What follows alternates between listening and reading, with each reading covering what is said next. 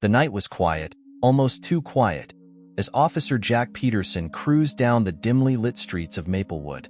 The town was no stranger to his routine patrols, and Jack, known for his sharp instincts, rarely let anything slip past him. But today felt different, the kind of day when something unexpected was bound to happen. As his headlights illuminated the corner of Maple Street, his eyes fell on an elderly black man sitting alone on a park bench. The man's presence seemed oddly out of place for this time of night.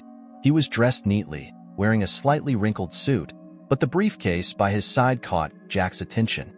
The man appeared calm, sipping from a steaming cup of coffee, but to Jack, it was the kind of calm that made him suspicious. His cop instincts kicking in.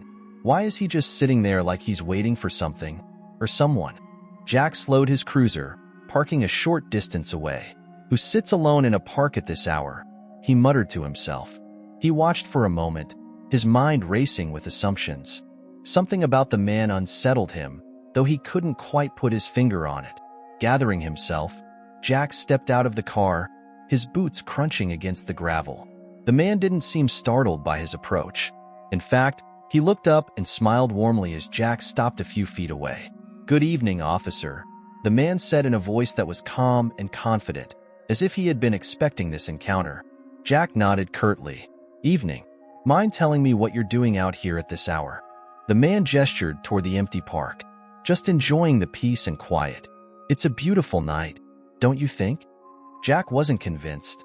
His eyes flicked to the briefcase resting beside the man. "You live around here?" The man chuckled softly. "Does it matter?"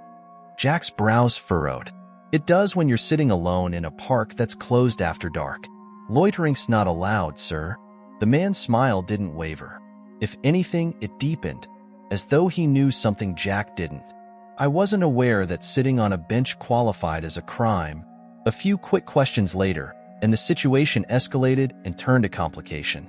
Jack, following what he believed to be his duty, arrested the man for loitering and alleged suspicious activity, despite the man's polite protests. As Jack tightened the cuffs, he ignored the glances from passers-by and the whisper of unease that crept up his spine. "What's in the briefcase?" Jack asked sternly. The man chuckled softly. "More than you think, officer. More than you think." Jack stiffened, his patience wearing thin. "Do you have any ID on you?" Man reached into his coat pocket with deliberate slowness, pulling out a worn leather wallet. He handed it to Jack without a word. Jack flipped it open, scanning the ID. "Thomas Williams," he read aloud. The name sounded familiar, but he couldn't place it. Jack took a step closer. "If you've got nothing to hide, you won't mind me checking, will you?" The man sighed, his calm exterior returning. "Go ahead." Jack crouched down and unlatched the briefcase, his hands moving quickly, searching for anything incriminating. What he found, however, was far from what he expected. Inside were neatly organized documents, a leather-bound notebook, and a badge.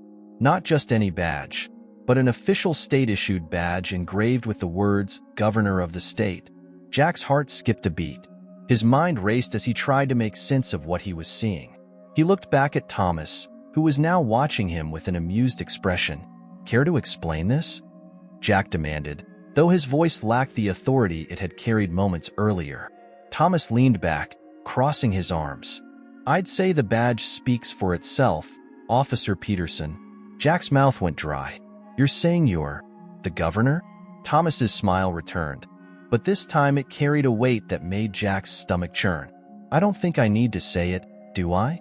Jack stared at the man before him, his mind spinning. The quiet man on the park bench was no ordinary citizen. He was Governor Thomas Williams, one of the most respected leaders in the state, and Jack had just arrested him.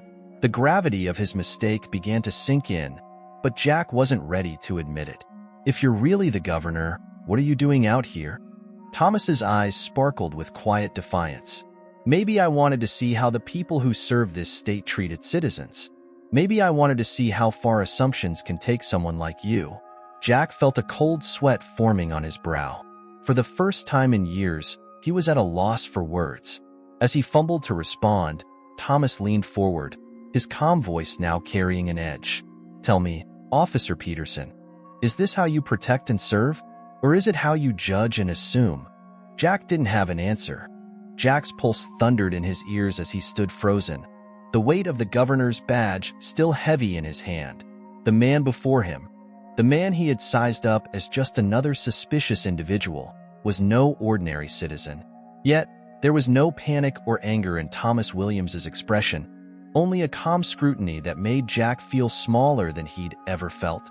"You didn't answer my question," Thomas said, his voice even, though it carried an unmistakable authority.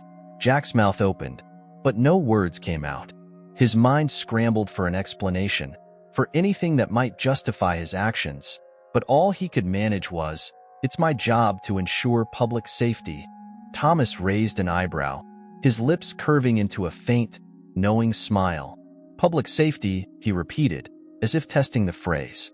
"Tell me, Officer Peterson, did I look unsafe to you? Or was my presence here inconvenient?" The question hit like a punch to the gut. Jack knew he couldn't admit what had really driven his actions, the unconscious biases he prided himself on not having. Instead, he clung to protocol, to the rules that had guided him for years. "Sir, it's not about inconvenience," Jack said, trying to steady his voice. "It's about following procedure. Anyone out after hours in this park is technically breaking the law." Thomas leaned back on the bench, folding his hands in his lap. "Ah, the law," he said thoughtfully. "Funny how often it's used to justify actions that have nothing to do with justice." Jack bristled at the remark, but he knew better than to argue. The power dynamic had shifted entirely, and he was no longer in control. Still, he couldn't back down. Not yet. "With all due respect, Governor," Jack said, emphasizing the title in a clumsy attempt to regain his footing, "I had no way of knowing who you were. I was just doing my duty." Thomas tilted his head, studying Jack as if he were a puzzle to be solved. "Your duty," he echoed, his tone almost amused. "And what does that duty tell you to do now, Officer Peterson? Arrest me? Lecture me about the rules? Or perhaps apologize?" The word hung in the air like a challenge, and Jack felt his cheeks flush. He couldn't decide which was worse, the humiliation of admitting his mistake or the thought that Thomas might not even be angry, just disappointed. Jack began. But before he could finish, Thomas stood, rising to his full height. Though he was older and slightly stooped, there was an undeniable power in his presence, a quiet dignity that made Jack take an involuntary step back. "Let me make this easy for you," Thomas said, his voice calm but firm. "I'm not here to cause trouble. I'm not here to test your patience or your authority. But what I am here to do is observe, to see how the people sworn to protect this state treat the ones they serve." Jack frowned, confused. "Observe?" Thomas nodded. "That's right. Every now and then, I step out of the governor's office, away from the speeches and the cameras, and I walk among the people who elected me. No security, no entourage, just me. It's the only way to truly understand the world they live in. And tonight, Officer Peterson, you've given me quite the insight." Jack's stomach twisted.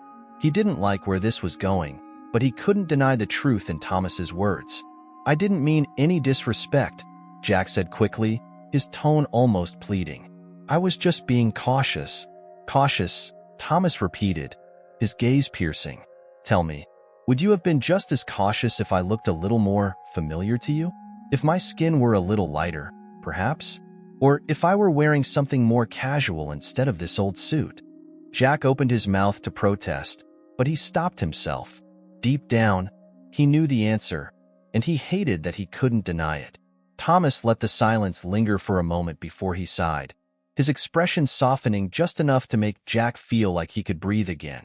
"We all have our biases, Officer Peterson," he said quietly. "The real question is whether you're willing to confront yours. Because until you do, you'll never truly serve the people you've sworn to protect." Jack lowered his gaze, the weight of Thomas's words sinking in. He had spent years priding himself on being a good cop, an upholder of justice, but now he realized that justice wasn't always as black and white as he believed. Before Jack could respond, the radio on his shoulder crackled to life. "Unit 47, we've got a report of a disturbance on 5th and Main. Please respond." Jack hesitated, glancing at Thomas. "I should go," Thomas said, waving a hand dismissively. "You've got a job to do. Just think about what I said."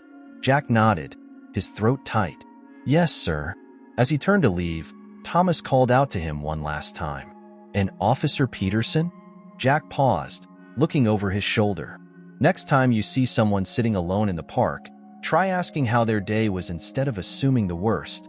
Jack nodded again, the words striking deeper than he cared to admit.